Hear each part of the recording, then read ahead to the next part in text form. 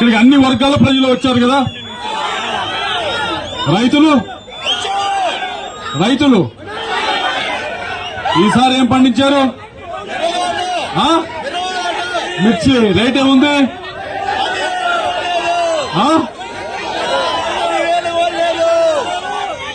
సాగునీరు వచ్చిందా? సాగునీరు మీ అందరికీ మాటిస్తా ఉన్నాం. వరికే పుడిసాల పూర్తి చేసే బాధ్యత మాది అని చెప్పి మీ అందరికీ మాటిస్తా ఉన్నాం. సాగునీరు ముటుకూరికి తెప్పించే బాధ్యత మాది అని మీకు మాటిస్తా ఉన్నాం. వరికి పుడిసాల పూర్తి చేసి సాగునీరిస్తే మనం ఒక కులానికి వేస్తావా? ఒక మతానికి వేస్తావా? ఇది అందరికీ సంబంధించిన సమస్య కదా. ఈ విషయాన్నే ప్రతి ఇల్లు కూడా తట్టి చెప్పండి మీ గ్రామంలో. అయ్యా ఈసారి తెలుగుదేశానికి ఓటేస్తే వరికి పుడిసాల మనం పర్మిషన్స్ అన్ని తెచ్చుకున్నాం. ఏదైతే కేంద్రం నుంచి తేవాల్సినాయో పర్మిషన్స్ అన్ని వచ్చిన వరికి పుడిసాలను తెలుగుదేశం పార్టీకి ఓటేస్తే పూర్తవుతుందని చెప్పి ప్రతి ఇల్లు కూడా తట్టి చెప్పండి. చెప్తారా? ఇక్కడ మహిళలు వచ్చారు. ఇందాకటి నుంచి ఇంత ఒత్తిడిలో కూడా ఎక్కడ ఉత్సాహం తగ్గకుండా మాతో పాటు నడుచుకుంటూ వచ్చారు. నవ్వుతానే ఉన్నారు ఎన్ని కష్టాలు ఇంట్లో ఉన్నా గాని.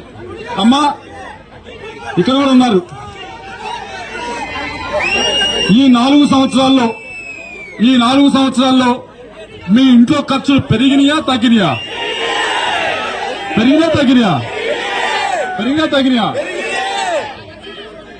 పప్పు పెరిగింది, బెల్లం పెరిగింది, కరెంట్ ఛార్జీలు పెరిగినాయి, అన్ని పెరిగినా లేదా? దాని గురించి ఆలోచించి తెలుగుదేశం పార్టీ 4 స్కీమ్స్ తీసుకురావడం జరిగింది.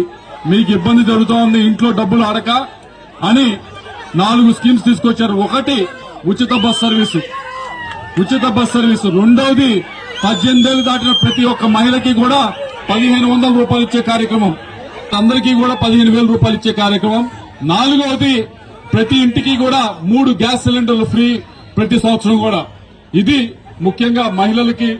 వీరందరూ కూడా పొద్దున వెళ్తారు, సాయంత్రం వస్తారు మగవారు, మళ్ళీ సాయంత్రం ఫ్రెండ్స్ వెళ్తారు. వీరు పెద్ద ఇండ్లు గురించి పట్టించుకోరు. మీరే బడ్జెట్ వేసి ఏది ఎక్కువైంది ఏ తక్కువైంది అని చెప్పి చూసి కట్ చేసి అన్ని కూడా నడపాలా. అవునా కదా?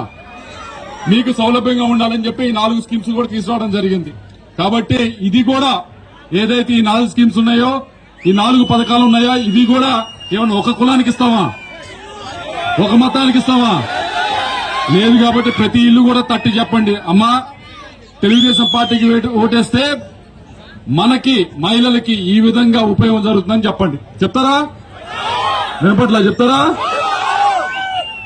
అలాగే ఇక్కడ యువత కూడా వచ్చారా? ఇంజనీరింగ్ పూర్తయిన వాళ్ళు ఉన్నారా? ఉద్యోగాలు వచ్చినాయా? ఉద్యోగాలు ఏ ఊరు వెళ్ళినా ఇదే. అయ్యా ఉద్యోగాలు వచ్చినాయా? ఇంజనీరింగ్ పూర్తయింది, డిగ్రీ పూర్తయింది, ఉద్యోగాలు వచ్చినాయంటే రాలేదు అడుగుతా ఉన్నా. సరే, ఉద్యోగాలు రాష్ట్రానికి రావాలంటే ఏం కావాలి?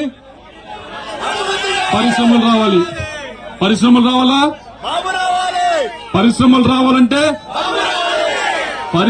రావాలంటే మనకు రాజధాని కావాలి. పరిశ్రమలు కావాలంటే ఒక రాజధాని, కొద్దిగా అభివృద్ధి కనిపిస్తే పరిశ్రమలు కూడా ఇక్కడికి వస్తాయి. కానీ ఇక్కడికి ఈ రోజు మేము వచ్చినట్లే చాలా మంది రాజకీయ నాయకులు వస్తారు, చాలా మంది ఎంపీ క్యాండిడేట్స్ వస్తారు, ఎమ్మెల్యే క్యాండిడేట్స్ వస్తారు. వారందరినీ కూడా ఒకటే అడగండి, అయ్యా మీ స్టాండ్ ఏంటి రాజధాని పైన, అమరావతి పైన అని అడగండి. ఎందుకంటే అమరావతి వస్తేనే పరిశ్రమలు వస్తాయి, పరిశ్రమలు వస్తేనే ఉద్యోగాలు వస్తాయి. ఉద్యోగాలు వస్తే మన కుటుంబాలన్నీ బాగుపడతాయి లేదా? ఇదేమన్నా ఉద్యోగాలు ఒక కులానికి వస్తాయా? ఒక మతానికి వస్తాయా? కాబట్టి ఈ విషయాన్ని కూడా దయచేసి ప్రతి ఇల్లు తిరిగి తలుపు తట్టి చెప్పండి. ఈసారి తెలుగుదేశం పార్టీకి ఓటేస్తేనే పరిశ్రమలు వస్తేనే మన యువత కష్టపడి చదువుకుంటా ఉన్నారు, తల్లిదండ్రులు ఖర్చు పెట్టి చదివిస్తా ఉన్నారు, వారందరికీ కూడా ఉద్యోగాలు రావాలంటే తెలుగుదేశం పార్టీ అధికారంలో రావాలని చెప్పండి. బీసీలకు సంబంధించి వారి కాలనీలో ఏదైతే ఉందో సైడ్ డ్రైన్స్ గానీ ఇవన్నీ కూడా అడుగుతా ఉన్నారు. అలాగే ఇళ్ల స్థలాలు కూడా అడుగుతా ఉన్నారు. తప్పకుండా ఇళ్ల స్థలాలు ఇచ్చే బాధ్యత తెలుగుదేశం పార్టీ తీసుకుంటుంది. అలాగే బీసీలకి 50 సంవత్సరాలకే పెన్షన్ ఇచ్చే కార్యక్రమం కూడా తెలుగుదేశం పార్టీ తీసుకొస్తా ఉందని చెప్పి అందరూ కూడా తెలియజేసుకుంటాం. బీసీ కార్పొరేషన్ ద్వారా చాలా మంది అడుగుతా ఉన్నారు, సార్ బీసీ కార్పొరేషన్ ద్వారా ఒక్క లోన్ కూడా రాలేదని. మీ అందరికీ మాటిస్తా ఉన్నాం.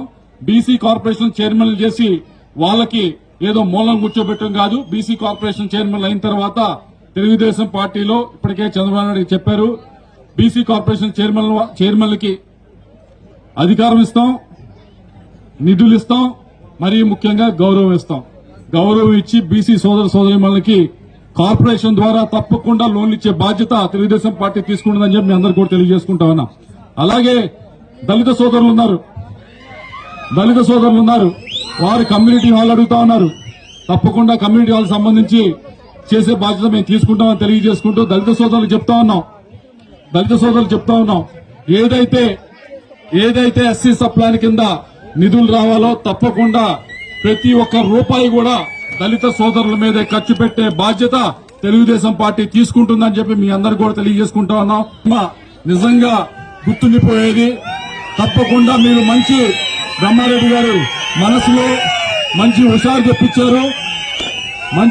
తెప్పించారు. ఈ ఎలక్షన్ ఎలా జరగబోతోందో ఒక శాంపుల్ మాత్రం ఈరోజు ముట్టుకూరులో చూపించారు.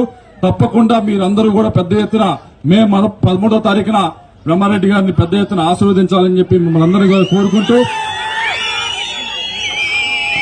ఎస్సీ కాలనీలో ముఖ్యంగా ఏదైతే తాగునీరు గురించి అడుగుతా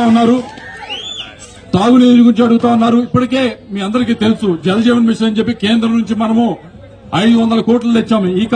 ఈ నియోజకవర్గానికి కూడా దాదాపు 50 కోట్ల పైన తీసుకొచ్చాం. చేస్తాం ఎస్సీ కాలనీల్లో తాగునీరు ఇప్పిస్తామని చెప్పి మీ అందరూ కూడా తెలియజేసుకుంటూ, నేను కూడా ఇక్కడ ఎంపీగా పోటీ చేస్తా ఉన్నాను. మీరందరూ కూడా నన్ను ఆశీర్వదించాలని చెప్పి కోరుకుంటా ఉన్నాను. నేనేదో ఇక్కడ నర్సరావుపేటలో పోటీ చేస్తున్న ఎవరో బలవంతంగా పంపిస్తే పోటీ చేయట్లా. నేను ఇక్కడే పోటీ చేద్దామని నిర్ణయించుకుని పోటీ చేస్తా ఉన్నా. నేను ఇక్కడ పల్నాడు ప్రజల మీద నమ్మకంతో పోటీ చేస్తా ఉన్నా. పల్నాడు ప్రజలు సమస్యల గురించి తెలుసు కాబట్టి ఇక్కడ పోటీ చేస్తా ఉన్నా. కాబట్టి నేను మిమ్మల్ని అంతా అడిగేది ఒకటే, ఎలాగైతే బ్రహ్మారెడ్డి గారిని పెద్ద ఎత్తున ఆశీర్వదిస్తారో అలాగే మమ్మల్ని కూడా ఆశీర్వదించి సైకిల్ గుర్తుగా మీ ఓటు వేసి పెద్ద ఎత్తున ఈసారి తెలుగుదేశం పార్టీని గెలిపించాలని కోరుకుంటూ నాకు ఈ అవకాశం ప్రసాదించిన ప్రతి ఒక్కరికి కూడా పేరు పేరున ధన్యవాదాలు తెలియజేసుకుంటూ సెలవు తీసుకుంటా ఉన్నాం.